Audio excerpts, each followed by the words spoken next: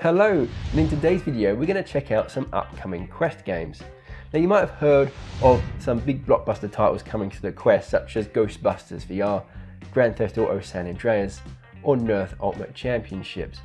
Now these all look like awesome games and I can't wait to get my hands on them, but in today's video we're going to help shine the light on some of those games that you might not have heard of, some of those games that maybe haven't got as much attention as those games I've just mentioned. And so hopefully there's a few games in this list that you haven't heard of yet. Now remember, if you do like the video, give it a thumbs up, and if you're not subscribed already and you like this kind of content, you love your Quest 2, you might also consider subscribing.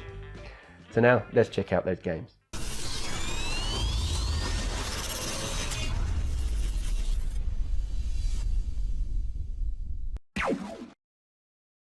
Mothergunship Forge is the first game on our list. It's coming to Steam VR and Quest 2 platforms June 16th this year. Now it is a wave shooter, which might put some people off because we've seen our fair share of wave shooters in VR in the past. So you might be a bit tired of wave shooters at this point. But what I'll say is don't let that put you off, because this might breathe new life into this overdone genre. So Mothergunship is a flat screen version of the game that was released back in 2018.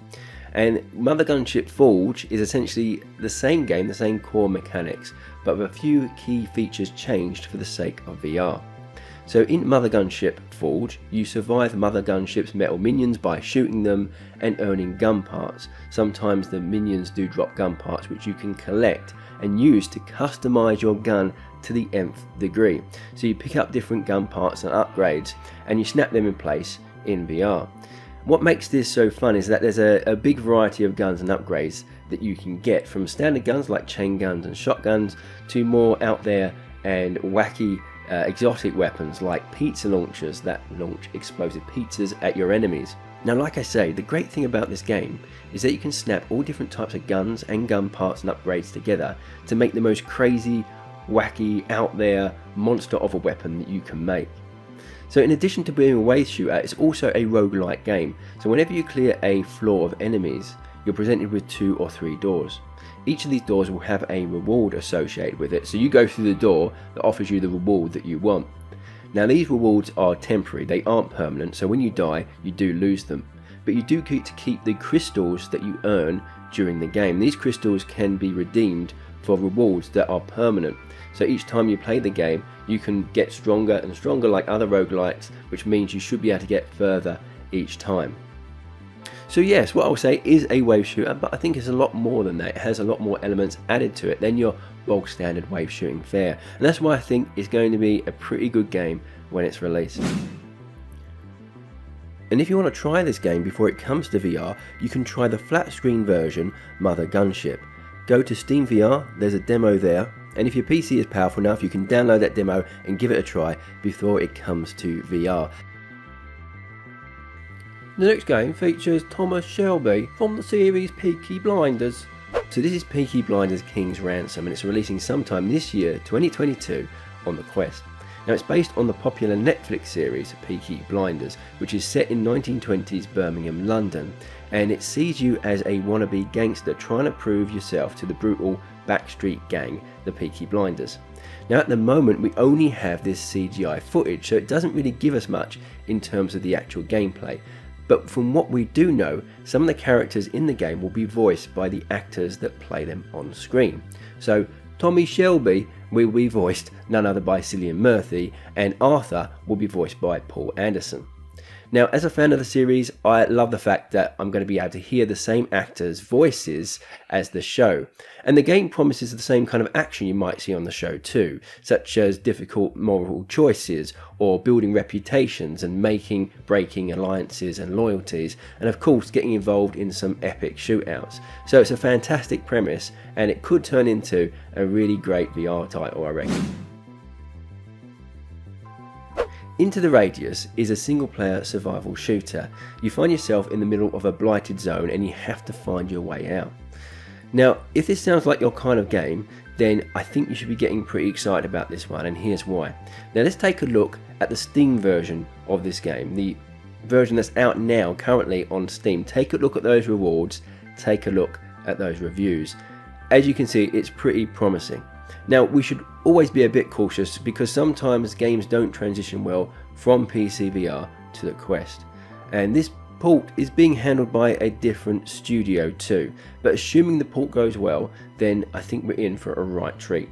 So much like other survival shooters like Stalker for example, there's a large atmospheric landscape for you to explore. You have to scavenge the unforgiving environment and use stealth and maintain your gear to survive. So realism is a key feature of this game, so you have to take care of the weapons that you have so they don't deteriorate too much. You've got realistic bullet physics and bullets that ricochet and can penetrate differently depending on the different materials that it's penetrating. There's a night and day cycle too that you can use to your advantage. For example, you can evade detection under the cover of night. Now if like me you're a bit doubtful of the Quest's abilities to handle all of this, then it might help to know that the studio has confirmed that the Quest version will have the same content and features as the PC version. So I'm really looking forward to this one. I should be doing a review on my channel when it comes out closer to release, September of this year, 2022. SWORDSMAN VR is our next game. It's a physics-based medieval combat game that started on PC VR with perhaps a bit of a shaky start. Now, through my years of doing VR videos, I know there's nothing more interesting, nothing more engaging than a bar chart. And so I'm going to show you a bar chart here that shows at the beginning of this game's release there was a lot of negative reviews, but it's gotten a lot more positive reviews as time has gone on through the various fixes and updates it's received. Now it should be coming to App Lab May 26th, and it promises the advanced physics system, which is the latest update that's coming to this game. Now it sounds fancy, but what does it mean? Well, it means that fighting is going to be more realistic than ever. For example, you'll be able to grab opponents' weapons while they're still holding them, and there's this finisher feature that allows you to execute your opponent when they're on their last legs.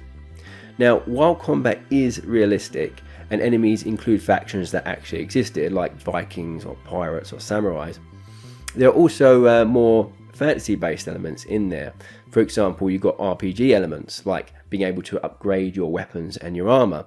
There's a zombie horde mode. There's also magic and monsters. Like one stage is really cool. You have this giant kraken trying to drag your ship down to the bottom of the ocean. And best of all, the devs say that most of what you might expect to see on the PC version you'll also see on the Quest, with some modifications to the visuals given the Quest's power limitations. Can't wait.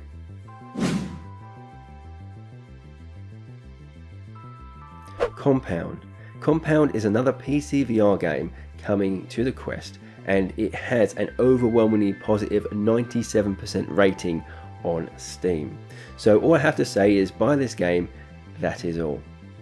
Okay, I'll give you a bit more than that. You probably want to know what this game is about. It's a procedurally generated roguelite 3 roaming shooter, and it's still a work in progress, but even so, it's a pretty awesome game. It has this awesome 8-bit style, and it's something I really like the look of, given that I'm a bit of a retro nerd myself.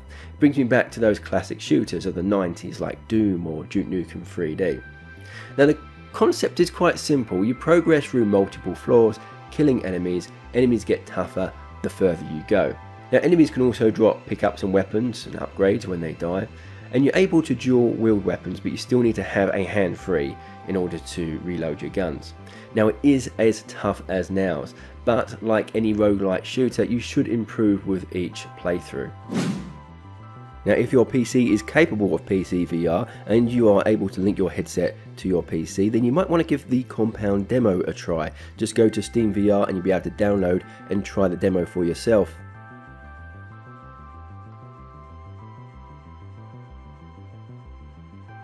Okay, last one. Now this game you've probably heard of before, but I wanted to talk about it because there's been some recent developments. So Ubisoft announced a while ago that there will be a Assassin's Creed game coming to the Quest, but there hasn't been much info about it until now. So you've got to take what I'm about to say with a pinch of salt, as it's not 100% confirmed, but there is someone who has claimed to play the beta of this game and has given us some insights of what it might be like. I also included this as an article in my newsletter XR Takeaway recently, so you can see this here too. Now the footage you're seeing on screen isn't too exciting, it's just the menu screen, supposedly, of the game, but it shows us a few things like the title, which seems to be Assassin's Creed Nexus. Now according to the Redditor's post, they played a fair bit of the game, and they say that combat will be timed, so you have to wait for your opponent to lower their guard before you can strike. They also say your weapons will include a crossbow, a sword, a throwing knife, a hidden knife, and smoke bombs. They say the levels are fairly large, but they also are fairly linear, and to do parkour you have to hold down the A button, approach an object that's climbable, and you climb up upon it. But there are also some instances where you will be using your motion controllers to climb, such as when you have to pull yourself up on a ledge.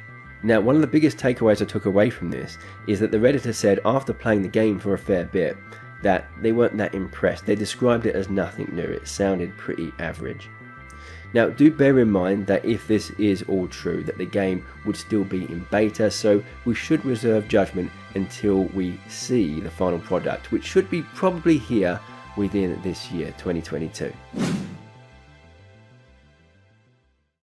So what did you think of that list? Are there any that you haven't heard of yet? Let me know in the comment section below. As always, I'd love to hear from you guys. So that's it from me today. Hope you've enjoyed the video. Thanks for sticking around and watching to the end, and I'll catch you in the next one.